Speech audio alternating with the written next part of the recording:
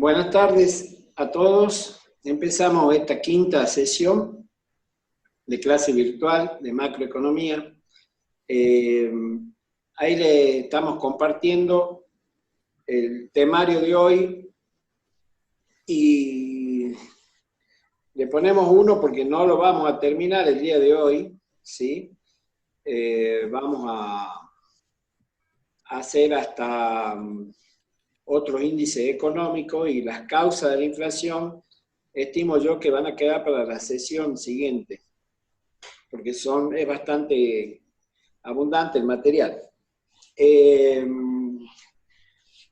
Igual que en la última vez, vamos a tener que hacer una pausa cuando se termine el tiempo de esta primera parte y nos vamos a tener que volver a conectar todos de nuevo.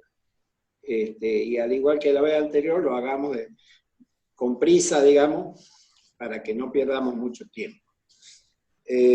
Ya para la clase que viene, posiblemente, vamos a usar otro utilitario de Google Meet, posiblemente, que estamos ahora en un proceso de prueba y cuando lo tengamos listo, posiblemente ya el jueves y antes, por supuesto, le vamos a pasar todos los datos para que puedan ingresar.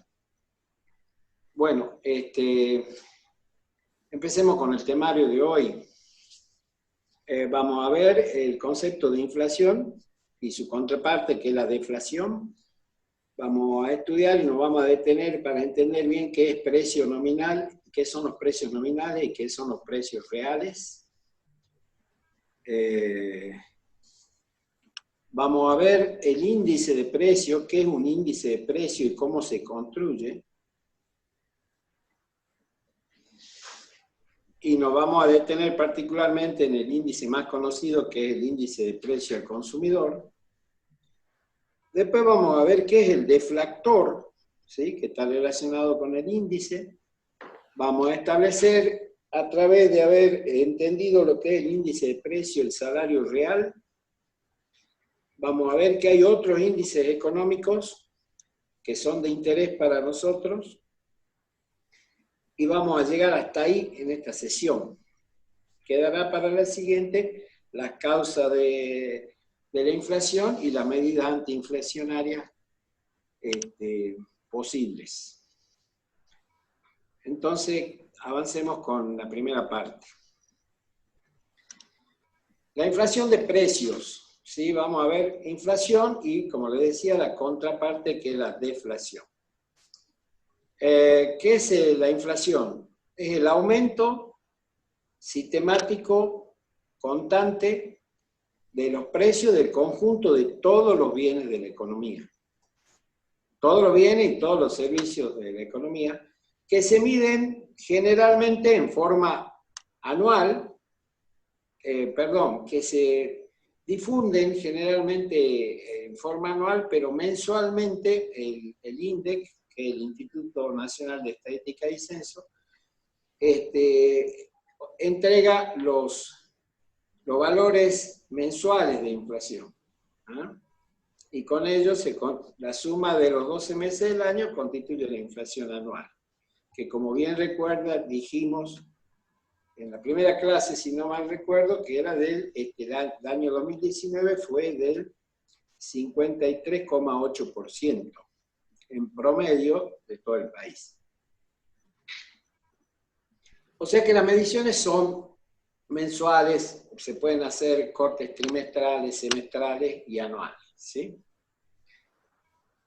Ahora bien, la inflación mide la suba de los precios o la baja de los precios. Si eventualmente bajarían los precios,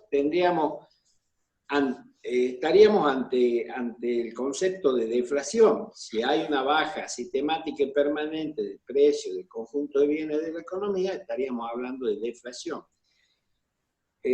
Parece imposible que haya deflación en nuestro país, pero en la década del 90 tuvimos un par de años con deflación. Si no me equivoco, por ahí por el año 94 y 95, ¿sí? Fue una deflación suave, pero fue una deflación. Mientras tanto nos vamos a concentrar en la inflación, porque en realidad lo más común, lo corriente, lo cotidiano para nuestra economía son los precios inflacionados, ¿sí? O sea la suba permanente de precios. Ahora bien, antes de ingresar más en detalle en lo que es la inflación, vamos a ver que hay el precio o el valor de las cosas, ¿sí? Hay una diferencia entre precio y valor, pero que ahora no es motivo de este análisis. Pero el precio de las cosas tiene la posibilidad de establecerse o de conocerse en forma nominal, ¿sí? O corriente, es lo que nosotros hoy vivimos todos los días. El precio corriente, el kilo de pan cuesta 120 pesos. Eso es un precio corriente. Es el valor presente, como dice la gráfica. Valor actual o valor presente. Es el valor con el que nos manejamos cotidianamente. Ahora existe otro valor o otro precio que se llama real o constante. Ese es un valor referenciado para poder compararlo al pasado con un año que se toma como base. O sea, un ejemplo, los precios de hoy llevados a valores del año 2000, ¿sí? Eso me permite comparar a mí cómo fue en el año 2000,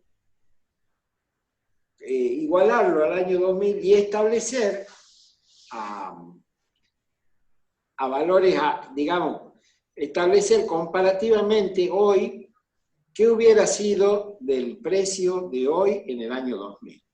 Y ya vamos a ver para qué nos sirve conocer el valor real o constante. Pero siempre vamos a trabajar ya en lo que sigue para adelante del curso, hablando de valores nominales o valores reales, ¿sí?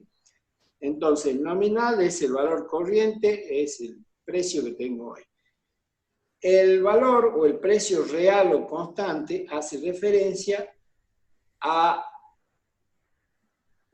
el valor de hoy que hubiera tenido en el pasado, tomando un año cualquiera como año base, y ya lo vamos a entender un poco mejor cuando veamos algunos ejemplos.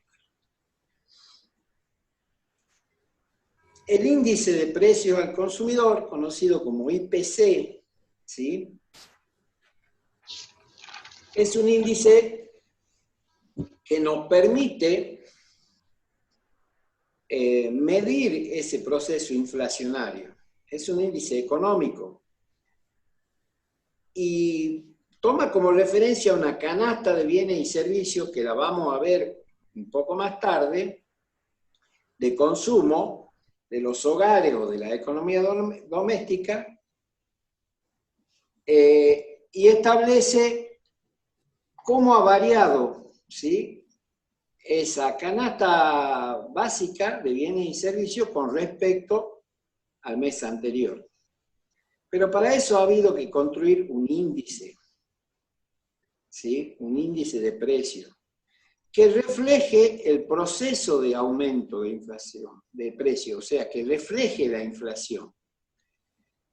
Entonces, yo puedo con ese índice irme al mes pasado, o irme a principio de año, o irme al año pasado, porque es un índice que se construye todos los meses desde hace décadas, ¿sí?, para poder con ese índice, usar ese índice de precios para poder deflactar un precio de hoy y llevarlo al pasado.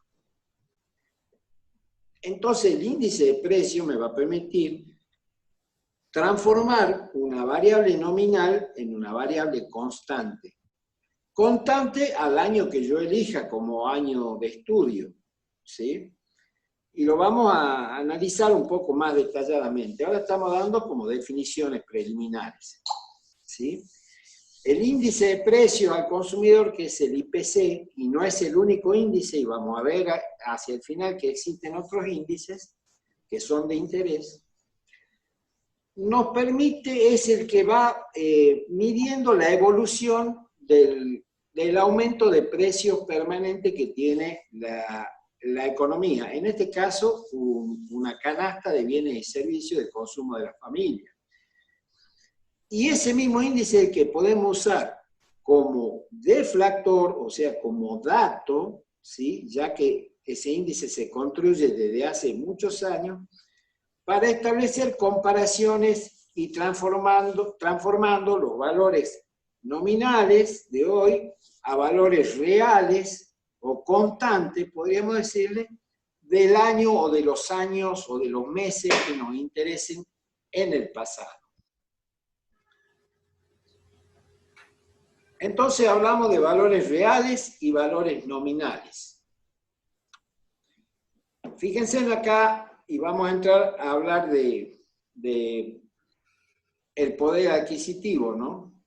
De los salarios. En este caso vamos a hablar, el índice de precio al consumidor nos sirve para establecer el poder adquisitivo de los salarios de hoy respecto a un año cualquiera que tomemos como base.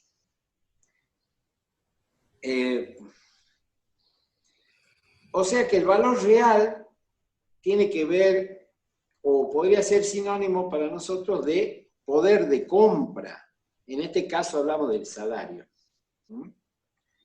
El valor nominal no nos dice mucho. El valor real nos permite comparar, ¿sí? ¿Cuál es mi poder de compra actual, por ejemplo, respecto al poder de compra de esa misma canasta de bienes y servicios en el año 2000? Y me permite establecer si mi poder de compra aumentó o disminuyó. En este caso, como estamos hablando de índice de precio al consumidor y estamos hablando de salario, estableceríamos por el mecanismo deflacionario o deflactor del índice de precio, y ya vamos a ver cómo se calcula, el salario real.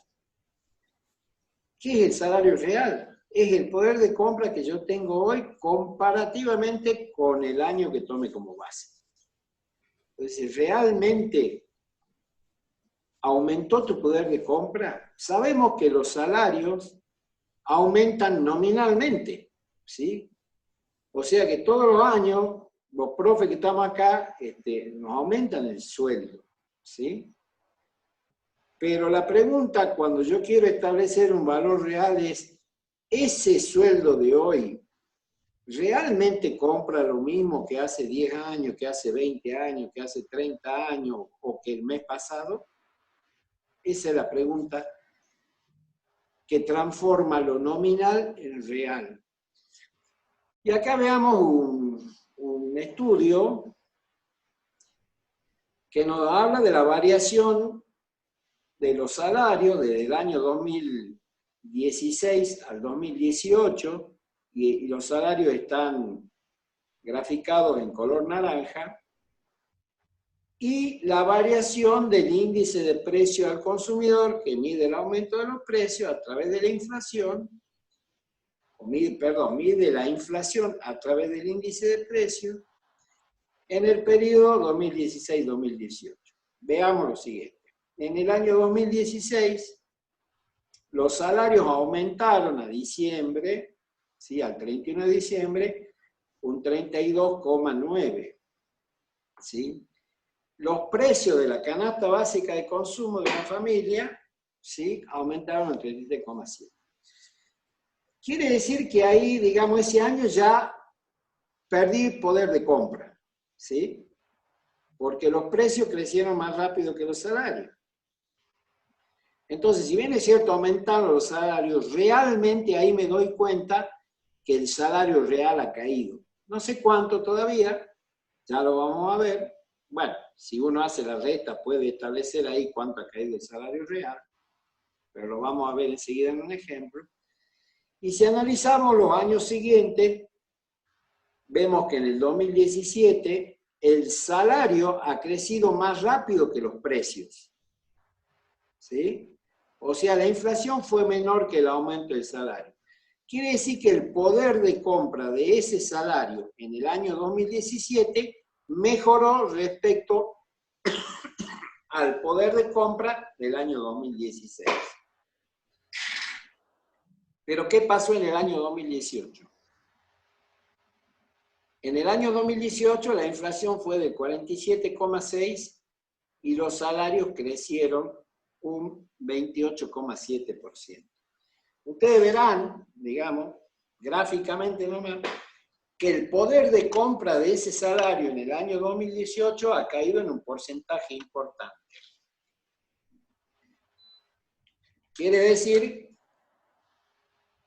que ahora empezamos a entender otras cuestiones. Mi salario de 2018 ffue bastante más alto que el de 2016. Fíjense que ha habido dos incrementos, del 27,5 y de 28,7. Ahora, el poder de compra de ese salario del 31 de diciembre de 2018, ¿compraba la misma cantidad de bienes y servicios que el salario del 2017 y el salario del 2016? Y así nos podemos ir hasta 1930, que empiece la medición del índice, y puede establecer comparaciones. Y nosotros ahora en esta primera parte vamos a estudiar cómo se hacen esas relaciones. Ya gráficamente veo que mi salario se ha deteriorado frente a la canasta básica de bienes y servicios que mide la inflación todos los meses y todos los años.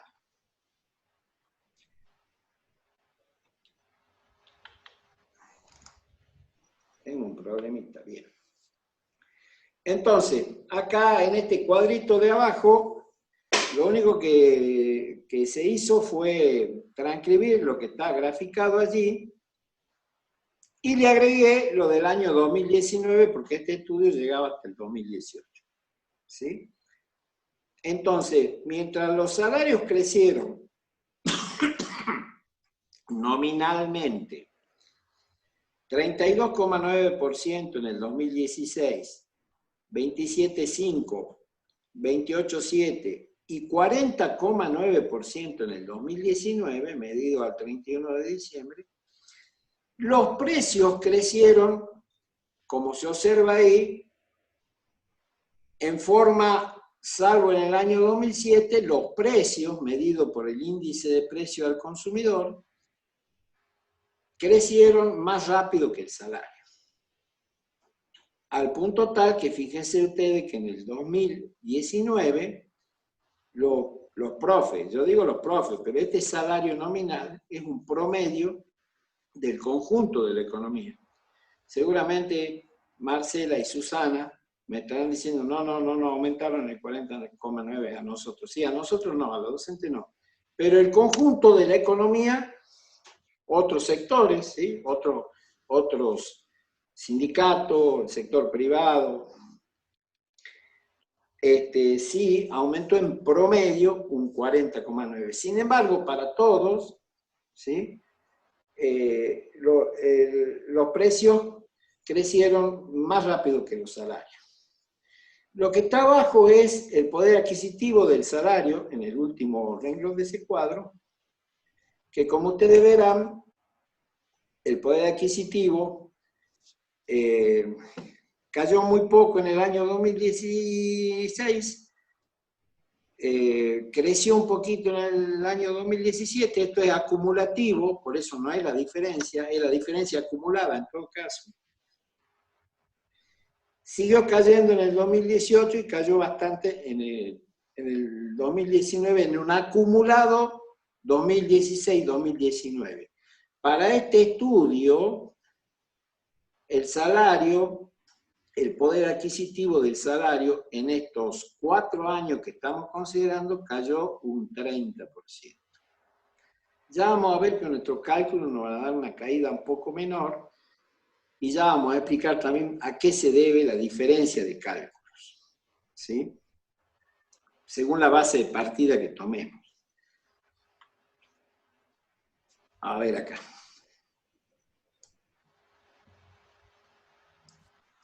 Bueno, de nuevo está transcrito acá ya en valores nominales, ¿sí? El primer renglón es salario nominal.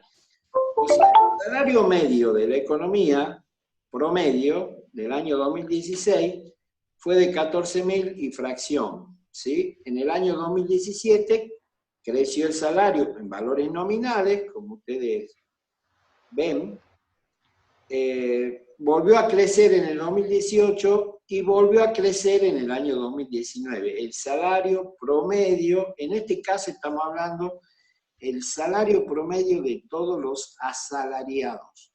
No todas las personas son asalariadas, ¿sí? Estos son asalariados que trabajan más de 35 horas semanales, que están en blanco, por supuesto, y que, o sea, que tienen una ocupación plena, podríamos decir, y no incluye los planes sociales, ¿sí? Ya vamos a ver que la diferencia de rendimiento que tenemos al final está, porque esta base que estoy marcando acá, ¿sí? Este salario está incluyendo los planes sociales, con lo cual te tira la media del salario, el promedio para abajo.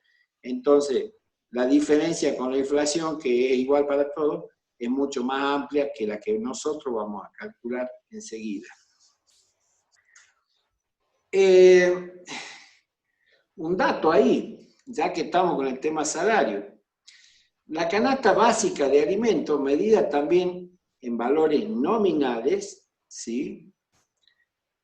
Que es la canasta que mide el IPC, el índice de precio al consumidor. Esa canasta básica, no de alimentos, sino la canasta básica T, es canasta básica total. O sea, son todos los bienes y servicios que integran la canasta básica de las economías domésticas. Bueno, también fue creciendo, ¿sí? Fruto de la inflación, ¿sí? Y fíjense que en principio estaba casi parejo con el salario nominal promedio, estaba por encima de la canasta básica en los dos primeros años, 2016 y 2017.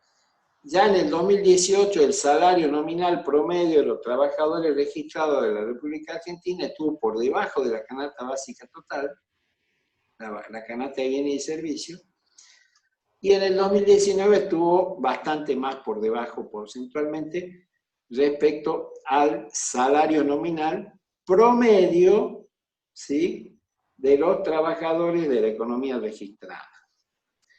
Tiene un asterisco el número porque el estudio estaba hasta noviembre y diciembre es estimación. Dentro de la canasta básica total, y ya la vamos a estudiar enseguidita la canasta, ¿sí?, tenemos la canasta básica alimentaria. O sea, una canasta, la canasta del INDEC, ¿sí?, toma todos los bienes y servicios que consume una familia de 4 personas en un mes, ¿sí? De esa canasta total que tiene educación, salud, esparcimiento, artículos del hogar, servicios públicos, tiene un montón de cosas la canasta.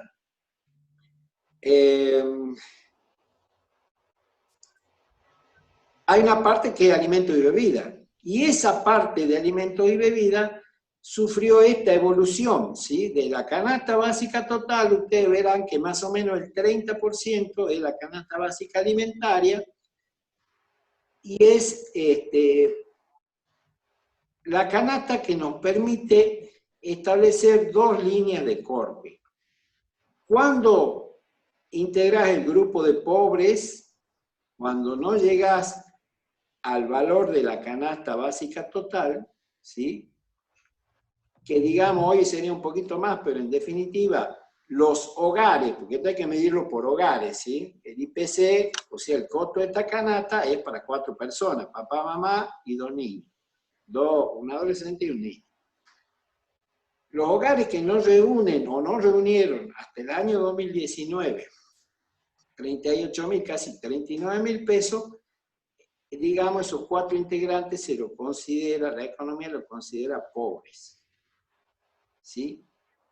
Y los hogares que no llegaron a cubrir el costo de la canasta básica alimentaria, o sea, que no les alcanza para comer con sus ingresos familiares, establecen lo que es la línea de la indigencia. ¿Sí? Ustedes van a escuchar, deben haber escuchado en las noticias que más de la mitad de la población está por debajo de la línea de la pobreza. ¿Sí? Y cuando uno ve estos números se da cuenta que efectivamente, seguramente la mitad de la población en sus hogares no alcanza a reunir 40.000 pesos por mes. En muchos casos sí, en muchos casos no. Pero cuando dice en las noticias que el 50% de los habitantes está por debajo de la línea de la pobreza, está diciendo que la mitad de la población en su grupo familiar interno no alcanza a ganar los 40.000 pesos que se necesita por mes. Hoy es un poco más de 40.000, porque hemos tenido inflación en enero, febrero, marzo y abril. Entonces esto va a ir subiendo. Esta canasta básica va subiendo porque suben los precios de todos los bienes y servicios. Entonces, el que no está hoy con un promedio de 42, 43.000 pesos en el año 2020 está debajo de la línea de la pobreza. Y si no reunimos unos 16, 17.000 pesos, hoy estaríamos siendo del grupo de indigentes. ¿Sí? Entonces, cuando escuchen pobreza e indigencia, está queriendo decir, pobres son los que no reúnen el dinero necesario para cubrir todos los bienes y servicios de una canasta, que incluye indumentaria, por ejemplo, e indigentes son aquellos que no reúnen, no alcanzan a reunir el dinero necesario, esos hogares que no reúnen el dinero necesario para comer. ¿Sí? Entonces la situación ya es mucho más grave. Porque uno puede dejar de vestirse, puede usar ropa vieja, puede no consumir algunos bienes de la canasta, pero la comida y la bebida, en el caso del que le gusta la cerveza, es imprescindible. Entonces acá nosotros vamos a construir nuestro propio índice para saber cómo se calcula el índice de precio al consumidor y cómo se calculan todos los índices. Nosotros teniendo los datos, ¿sí?, del 2016 al 2019, del costo de la canasta básica total, ¿sí?, del IPC, y tenemos los datos a valores nominales, ¿sí?, vamos a usar esta sencilla formulita diciendo que el índice, el año de base que nosotros vamos a tomar para este ejercicio va a ser el 2016, al cual le decimos año 2016 igual a 100. Por eso dice IPC base 2016 igual a 100. Y todo lo que... Sí, todos los años siguientes los vamos a referir al 2016, que es el año base. Entonces, utilizando esta formulita, que es una fórmula porcentual, es un cálculo porcentual, vamos a ver cómo el índice va creciendo de un año a otro, siempre tomando el año de referencia respecto, ¿sí?, al año base. Acá tendríamos que tomar para este año 25.494 versus 13.156 por 100 y nos daría este. Este es el número índice. Y vamos construyendo el índice. Y podríamos seguir construyendo el índice indefinidamente con base 2016 igual a 100. ¿Sí? Hay una actualización del índice con base 2016 desde abril. ¿Sí? Desde abril de 2016 ya se está tomando como base nueva el 2016 igual a 100. pero antes veníamos con el 2002, con el 2012, y la última base que estábamos usando el 2002. El problema de cambiar de base, la necesidad de cambiar de base es porque este número va creciendo en forma muy rápida, sobre todo en países como los nuestros con mucha inflación, y los números se hacen muy grandes, entonces vamos empalmando las bases, como se dice estadísticamente, ¿sí? Cuando el número se hace muy grande, empalmamos la base. En el 2016 vamos para adelante y también vamos para atrás corrigiendo toda la serie de números que hay para atrás, ¿sí? Eso se llama un empalme de base. Vamos a ver. Estamos al corte prácticamente, pero vamos a presentar un cuadrito más, una parte de este cuadro, hay que analizarlo mucho, donde estamos transcribiendo el salario nominal, que lo tenemos en este cuadro superior, ¿sí? De todos los años, ¿sí?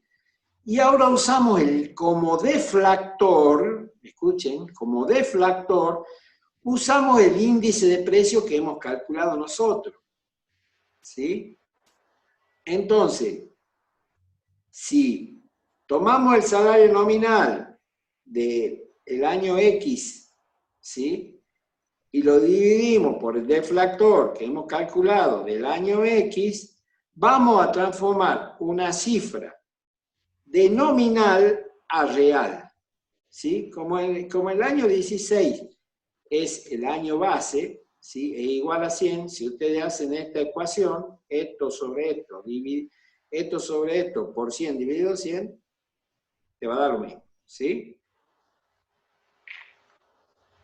Ahora bien, para el año siguiente, el año 2016, fíjense en que deflactando el salario nominal, nos dio un valor en pesos del año 2016, pesos reales del año 2016, ya no en valores nominales. Entonces ahí transformamos la cifra de real a nominal, pero tomando como base el 2016. Lo mismo el 2018, tomando estos 23.000 pesos nominalmente y deflactándolo por el índice de precios que hemos calculado nosotros, nos da que en el 2018 el salario, ¿sí?, de 2018 a valores reales del 2016 ha sido bastante menor. Ustedes ven cómo está perdiendo el salario. Cuando lo pasamos de nominal, que va creciendo, a real, que es el poder de compra del salario, vemos cómo se va deteriorando. En el año 2019 se deterioró aún más. Volvemos sobre este cuadro enseguida. Ahora hacemos una desconexión y nos conectamos rápidamente para poder seguir avanzando. Muchas gracias.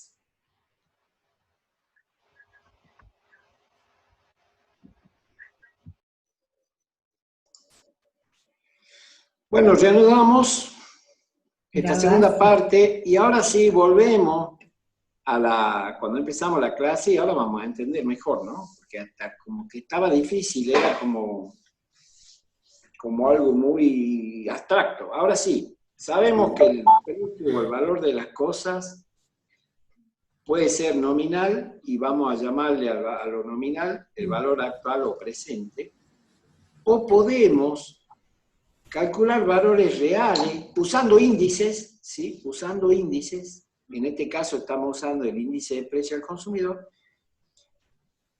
para referirlo a un valor pasado respecto de un año base, ¿sí? O sea, tomando un año como base, podemos hacer constante todos los valores hacia adelante o hacia atrás.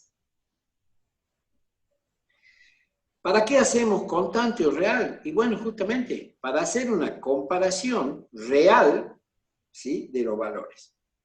Porque el nominal a mí no me dice nada.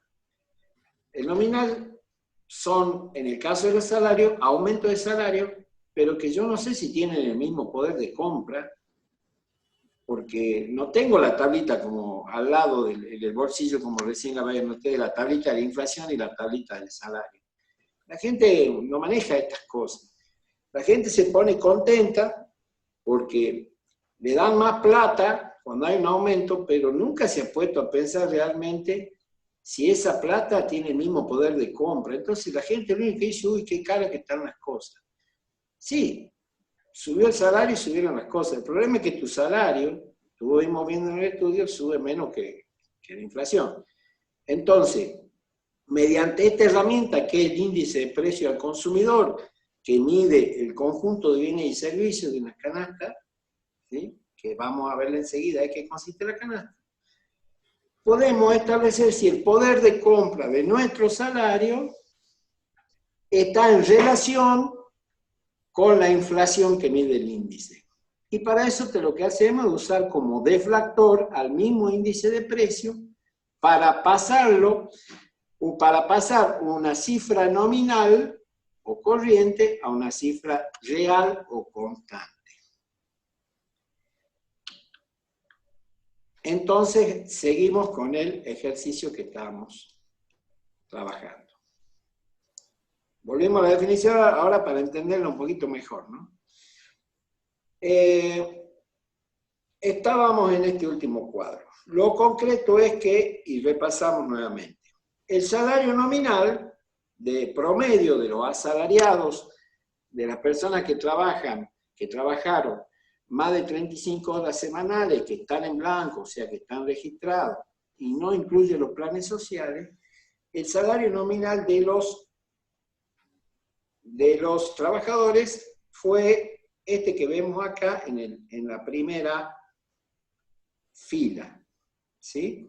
Fue creciendo nominalmente y se puede establecer, los porcentajes están acá, donde dice, este fue el porcentaje de crecimiento de los salarios año a año, y se reflejan en estos números, pero también fueron creciendo los precios, ¿sí? Y los precios fueron creciendo, como está en el cuadro acá superior, ¿sí?, de esta manera. Fueron creciendo nominalmente de esta forma. Entonces el asunto es saber, ya sé que mi salario creció menos que la inflación, porque la canasta fue subiendo más rápidamente que el aumento de mi salario. Si yo agarro estos números y los proceso y establezco un índice donde tomo el año 2016, que sea el año base, igual a 100, y voy porcentualizando cada valor de la canasta, referenciándolo al año base, voy a obtener un índice. En este caso, el índice de precio del consumidor que acabamos de inventar en este curso, porque no es el oficial. Yo tomé como base el año 2016, que es la nueva base también del IPC, pero ellos tomaron desde abril, yo tomé desde enero. Este es un índice nuestro que lo elaboramos a partir de enero, ¿sí? De la misma forma que lo elaboramos al índice acá, lo elabora el Instituto Nacional de Estadística y Censos. Nada más que ellos hacen relevamientos de precios, yo ya tengo la información masticada acá, ¿sí? Esto que acabamos de calcular acá lo usamos como deflactor, ¿sí?, para deflacionar el salario nominal de cada año y transformarlo en salario real respecto al año 2016. Entonces el deflactor es un tipo que lo que hace es sacarle la inflación a los salarios nominales y transformarlo en reales para ver cuál fue el poder de compra realmente de ese salario respecto al año base. Entonces, acá nos damos cuenta que el conjunto de la economía era más rica en el año 2016 que en el año 2019. Porque el salario promedio de los asalariados registrados, transformado en moneda del año 2016, es bastante menor, ¿sí?, que el poder de compra que tenía ese salario en el 2016. O sea, en el 2016, compraba bienes y servicios por 14.000 pesos. En el año 2019 no podría comprarlo, ¿sí? Porque el salario real, o sea, lo que realmente puede comprar mi salario es 10.900, casi 11.000 pesos. O sea que ahí tenemos como un 30% de pérdida de poder de compra del salario. Fíjense que acá está calculado 29.9, ¿sí? A nosotros no nos va a dar tanto, y ya voy a explicar por qué. Entonces, en el último renglón aparece el salario real, porcentualizado. Mi salario real era el 100% en el año que yo tomo como base, ¿sí?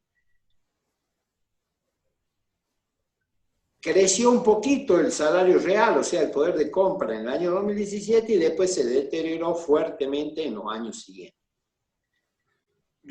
Razón por la cual hoy el poder adquisitivo de mi salario real es un 79,4% respecto al salario base, que era el salario que tomo como base, que era el año 2016.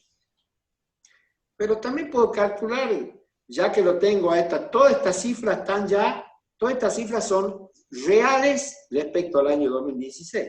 Y yo puedo establecer, yo por eso puedo decir, el salario real del año 2017 que creció menos de un 1%, 0,75% respecto del año anterior. Mi poder de compra aumentó, pero se deterioró fuertemente un 15% al año siguiente. Y al año siguiente se deterioró no llega al 10% respecto del año anterior. Vamos entendiendo lo que es salario real, salario nominal y cómo se deflacta una cifra nominal para transformarla en real. Escriban, pongan, sí, voy bien, veamos de nuevo, repasémoslo, miremoslo de nuevo.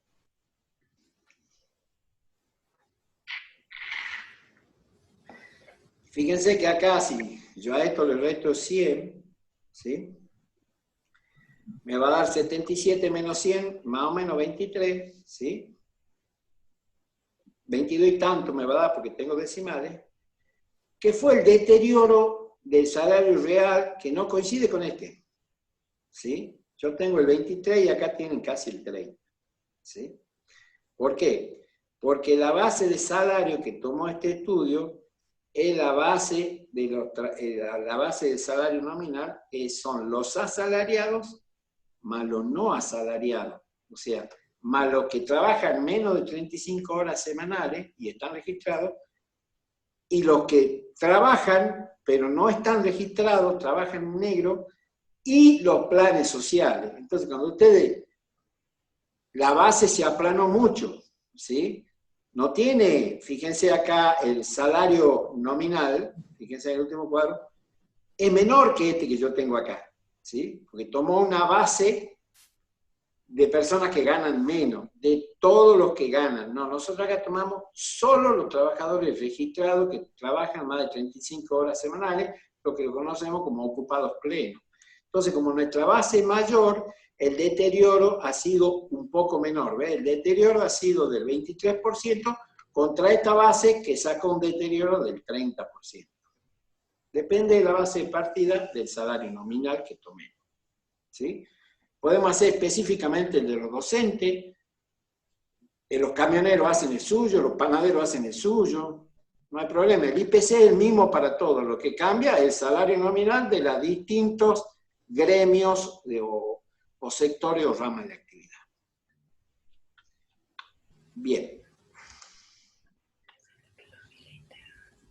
El IPC, que es una canasta, mide la evolución, repito, de precios de una canasta de bienes y servicios a lo largo de un tiempo, ¿sí? Mensual, trimestral, semestral o anual. Por eso sabemos nosotros que la inflación del año pasado fue de un 53,8%. porque fuimos sumando las mediciones de enero, febrero, marzo, abril hasta diciembre, y acumuló un 53,8%. En este año llevamos con la última, de mayo fue del 2%, ¿cuánto teníamos? 4,7 creo, veníamos acumulando hasta enero, febrero, marzo, abril y mayo. Estamos más o menos 4,7 hasta marzo, abril y mayo. Estamos por debajo del 10 todavía, pero bueno, ya vamos sumando inflación en estos primeros meses del año, ¿sí?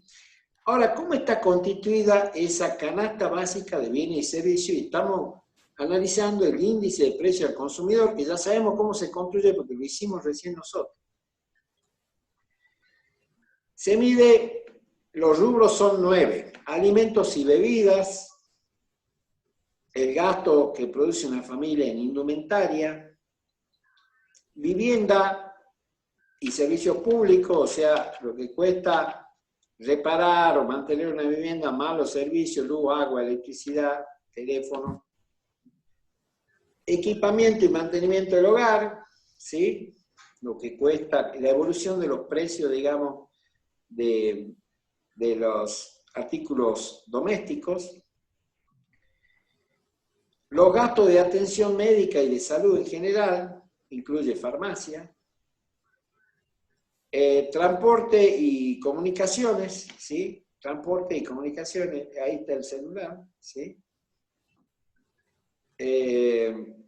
Esparcimiento, o sea, ocio, ¿sí? ¿Cuánto cuesta salir de vacaciones, ir al cine, qué sé yo, distraerse?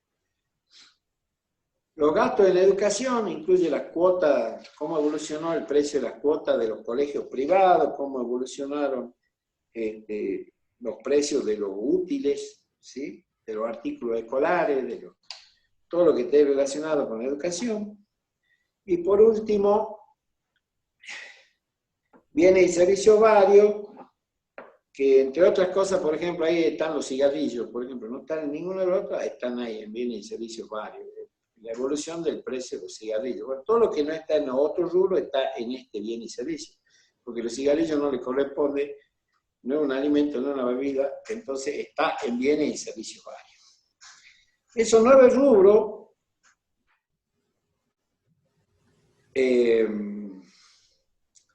todos los meses se los coteja. Y a partir del año 2005 es nacional, porque hasta antes se tomaba el índice de precio al consumidor de Gran Buenos Aires, porque no se medía en todo el país. Entonces, se establece la canasta de bienes y servicios, ¿sí? De todos estos bienes y servicios, para una familia de 4 integrantes, papá y mamá. Papá de 35 años, mamá de 28, un hijo de 16, 17 años y otro menor en edad escolar. Entonces, ¿cómo? Yo les comento, es para que, por curiosidad nada más, ¿cómo saben lo que come una familia de esa característica? Bueno, en el año, fíjense acá, en el año 96 y 1997 se hizo una encuesta nacional de gastos de hogares. ¿Sí? Entonces se tomó una muestra representativa de la población de todo el país, ¿sí? Y se mandó a un encuestador a ver en qué gastaban su dinero, ¿sí? Entonces se estableció la cantidad de alimentos y bebidas que consume esa familia, la cantidad de indumentaria que consume, ¿sí? Lo que gasta en todos los rubros estos que ustedes están viendo, anualmente, por año. Pues si indumentaria, no, yo no me compré nada, bueno, pero hace un año me compré una zapatilla, bueno, entonces ese gasto se registra, ¿sí? Entonces se establecieron porcentualmente cuál es... ¿Cómo inciden cada uno de estos rubros en la canasta de bienes y servicios? Entonces hoy sabemos que alimentos y bebidas con alguna variación, porque no es lo mismo la Patagonia que el NOA, que el NEA, pero con alguna variación está entre el 30 y el 35% para las distintas regiones, ¿sí? Digamos, de todo el consumo de bienes y servicios, alimento y bebida suma entre un 30 y un 35% y el resto se reparte, ¿sí? Se reparte. Cada mes el Instituto Nacional de Estadística y Censo observa una cantidad aproximada de 115.000 precios, los releva, ¿sí? De alrededor de 8.000 negocios o de 8.000 comercios en todo el ámbito del territorio nacional, ¿sí? Entonces, de esa forma, ya hay toda una metodología, no es que vos vas, no, ya hay lugares, son comercios fijos, son productos muy bien especificados, ¿sí?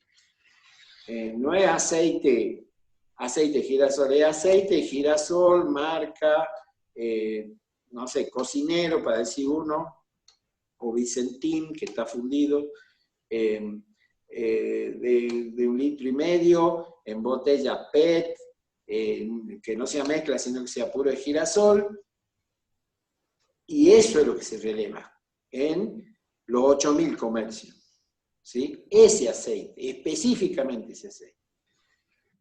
Puede que en un comercio no haya, bueno, porque no tenía en ese momento, pero de los 8.000 negocios seguro que varios miles lo tienen, y de ahí se saca el precio del aceite, porque a su vez esta canasta de alimentos y bebidas está compuesta de un montón de artículos. Imagínense ustedes, carne, cuánta carne consume una familia, y eso se establece en función a lo que el INDEC denominó equivalente hombre, o sea, ¿cuánto come el papá de 35 años? ¿Sí? Es un equivalente hombre. Y ahí, bueno, mamá consume 0,75 equivalente hombre, el hijo, depende de la edad, ¿no? Consume 0,85 si adolescente equivalente hombre, 0,90, y el menor consume 0,50 equivalente hombre.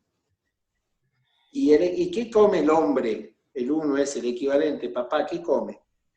Y bueno, según las necesidades de calorías y de proteínas, ¿sí?, que necesita el ser humano para vivir, desarrollarse y crecer, y al revés, para crecer, desarrollarse y vivir el resto de la vida,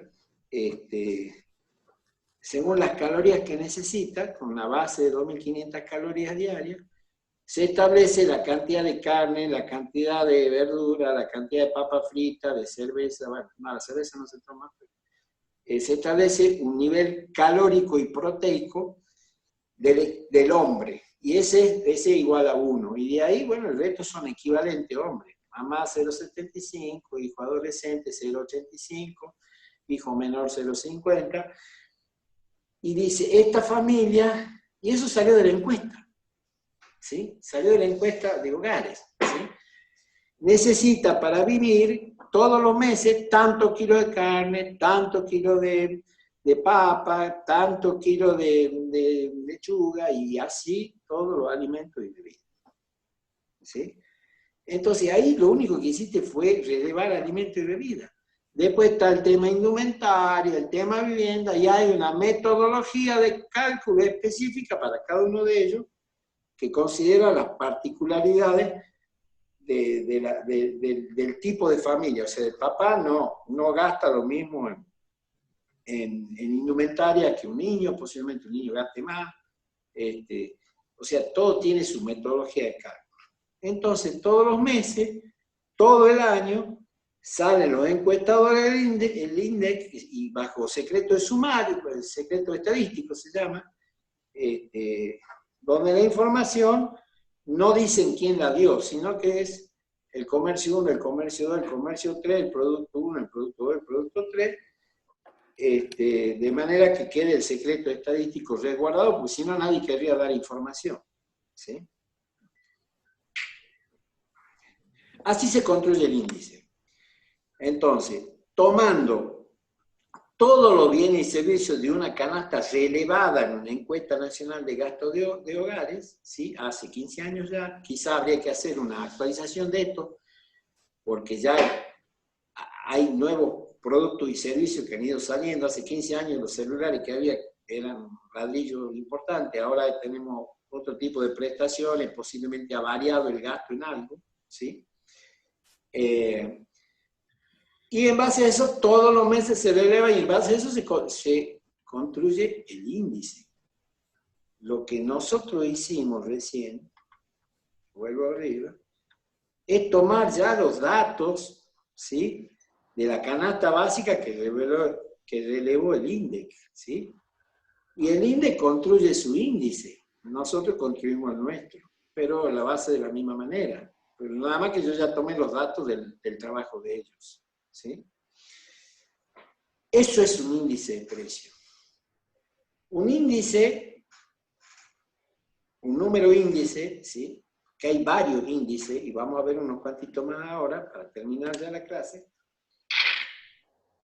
te sirve para ver la evolución del costo que ha tenido una canasta, y en caso de otros índices vamos a ver de qué, la variación de qué, a lo largo del tiempo.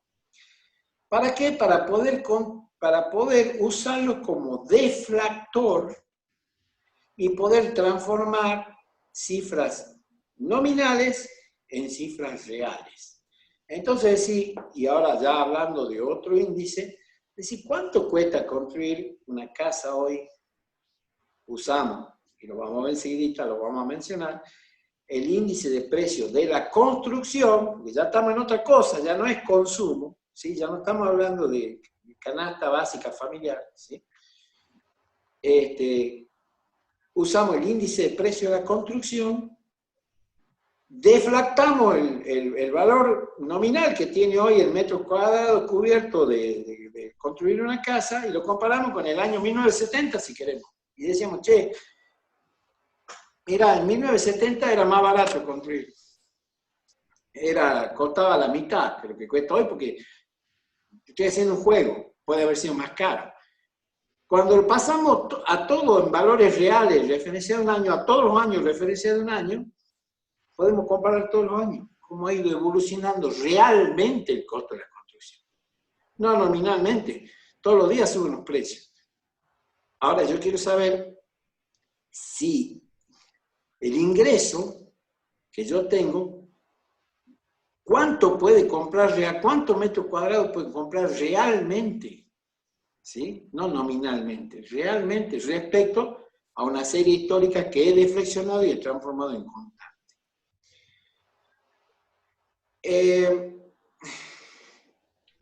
Hay un índice, aparte del IPC, que sirve para entenderlo, el más famoso y el más conocido, que es el índice de precio implícito del PBI. Y es lo que venimos estudiando en macro, el Producto Bruto Interno. Entonces, también hay un índice para deflactar el PBI. Y esto es muy importante para nosotros. Porque, por ejemplo, ustedes van a ver que en el año 2000, sí, puede ser en el 2020, perdón, el Producto Bruto Interno argentino va a ser mayor al del 2019 y mayor al 2018 y mayor al 2017, es decir, cómo crece nuestro producto. Y esto es como el salario, crece nominalmente. Ahora, ¿realmente crece? Y no. Venimos perdiendo, 2018 perdimos, 2019 perdimos, y 2020 vamos a perder. Casi un 5% del PBI en términos reales, medido respecto a un año base cualquiera. Pero una vez que yo al índice a los valores nominales del índice de precio, los pongo, por ejemplo, dice, en nuestro caso, los precios que se toman del IPC, del IPI, que es el índice de precio implícito del PBI, tiene una base en el año 1993. Entonces, si yo quiero deflactar, tomo el índice de precio del año 1993 y deflacto todos los años, ¿sí?, hacia atrás si quiero también, y hacia adelante, transformo todas las cifras en constante o en reales. y las puedo comparar. Y ahí puedo decir realmente si ha crecido el PBI. ¿Qué es lo que estuve sacándole? La inflación. El deflactor es un limpiador de inflación. Porque sí hemos crecido, pero hemos crecido en precio, nada más que en precio. No hemos crecido en cantidad de productos, que es lo que nos importa para decir, para hablar del PBI. Quiero saber, ¿creció la economía? No, crecieron los precios. Se está produciendo menos autos, menos todo. Pero sin embargo, nuestro PBI está aumentando. Sí, está aumentando porque aumentan los precios, pero no aumenta el producto. O sea, realmente nuestro producto no aumenta. Y eso lo podemos hacer si usamos un deflactor.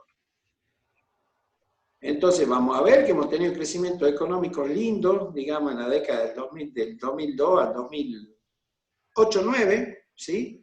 Y de ahí empezamos a decrecer, aunque nominalmente crecíamos todos los años, pero realmente decrecíamos porque la cantidad de bienes y servicios que se produjeron en la economía fueron menores. Lo que sucede es que subieron los precios, entonces parece que crecía, pero en realidad decrecía y decrecía. Eso es lo que nos va a permitir conocer y usar los índices para deflactar cualquier precio, nada más que cada uno en su campo. Si hablamos de salario, usamos el índice de precio del consumidor. Si hablamos de precio implícito del Producto Bruto Interno, tenemos que usar este índice, que mide el conjunto ya no de la canasta básica, sino de todos los bienes y servicios de la economía. Es un índice más integrado. Pero hay otros índices, y los compartimos rápidamente. El índice de precios al por mayor, por ejemplo. Voy a decir porque el índice de precios al consumidor está relevado en el comercio minorista, en los supermercados, en los negocios, al consumidor final. Pero hay uno que le vende a esos comercios, y ese es el mayorista. Entonces, también se mide la evolución de los precios de los productores o importadores, ¿sí?, en el mercado doméstico o nacional a nivel mayorista. Solo bienes, no servicios en este caso, solo bienes, y tienen la cobertura nacional y se relevan 1.400 comercios mayoristas y más o menos 2.800 precios son los que se relevan. Entonces se establece, a veces el índice de precio del consumidor sube mucho más rápido que el índice de precio del mayorista. Quiere decir que el distribuidor, o sea, el supermercado o el almacén, se está quedando con una parte de la torta, aumentó un poco más los precios respecto a lo que compró, ¿sí? Para eso sirve, para hacer comparaciones. El índice de costo de la construcción, ya les mencioné, base 1993 igual a 100, ¿sí? Mide la evolución de precio del costo de la construcción privada de edificios, ¿sí? Solo en la Ciudad Autónoma de Buenos Aires, que no es nacional, y cuenta con 6 modelos de construcción. Vivienda multifamiliares, que son los edificios, ¿sí?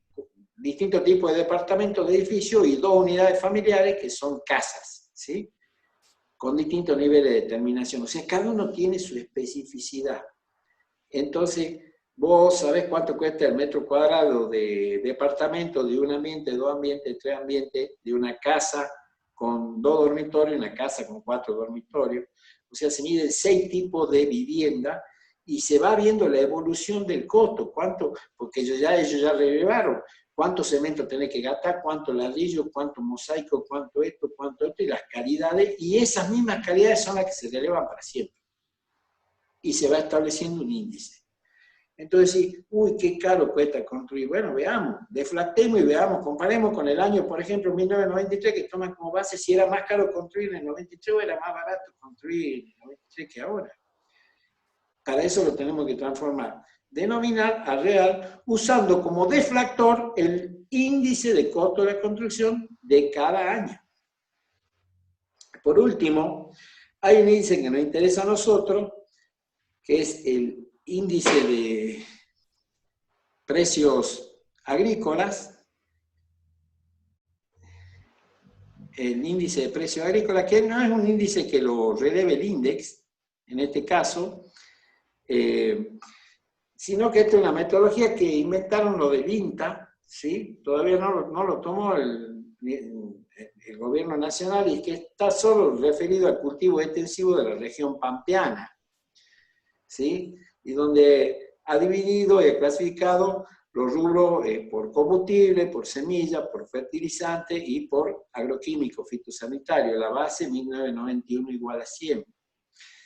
En base a ese estudio, por ejemplo, yo he sacado un ejemplillo de lo que ellos han hecho, digamos, en este caso en verde oscuro, ¿sí? Este es el índice, el IPIA, que le llaman ellos, el índice de precios de los insumos agrícolas, cómo ha ido evolucionando, y comparativamente con un producto que es el glifosato, que es un herbicida muy común y muy conocido, que se llama Roundup, el nombre comercial más conocido, se ha ido viendo cómo evolucionó el precio del Roundup respecto al promedio de todo lo demás.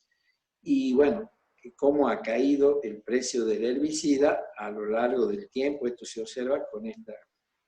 Para esto sirven los estudios, digamos, para hacer comparaciones, pero para eso hay que tener el índice.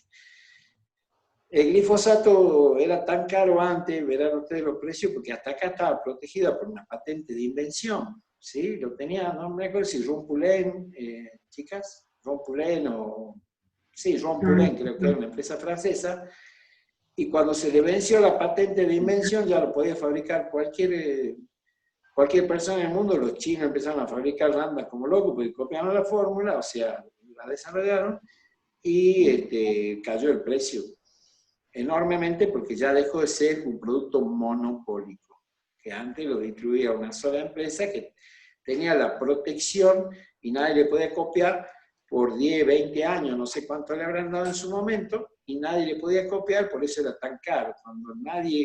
Cuando vos tenés la vacuna para el coronavirus y nadie más la tiene, vos la cobrás el precio que querés, ese sería el ejemplo. Pero una vez que venció la patente de la vacuna del coronavirus y la empezaron a copiar todo, el precio cayó, porque empezó a haber mucha más oferta, y empezaron a competir por precio y el precio se derrumbó. Entonces ustedes verán cómo evolucionó todos los precios agrícolas durante esto arranca en el 19, no veo bien, pero 1996, y al 2016, o sí, que sí, este está hasta el 2016, verán que en 30 años cómo se derrumbó el precio, digamos, ¿sí? Para eso hubo que usar valores nominales, estos son todos valores reales, ¿sí? Transformar de nominal a real, y para eso usaron el índice de precios de insumos agrícolas. No sé qué tiempo me estará marcando la pantalla, ustedes pueden... 2 minutos. Sí, me quedan 2 minutos de sesión. ¿Alguna consulta? Hasta acá llegamos. La clase que viene vamos a empezar a ver, y ahí le muestro cómo vamos a arrancar la semana que viene, las causas de la inflación, ¿sí? Ahora, por una cuestión de tiempo de clases, hemos dicho que íbamos a hacer esto en 2 sesiones. Bueno, este es el final de la primera sesión. ¿Alguna consulta, alumnos, profesores? Queda 1 minuto 30 para hacer alguna consulta.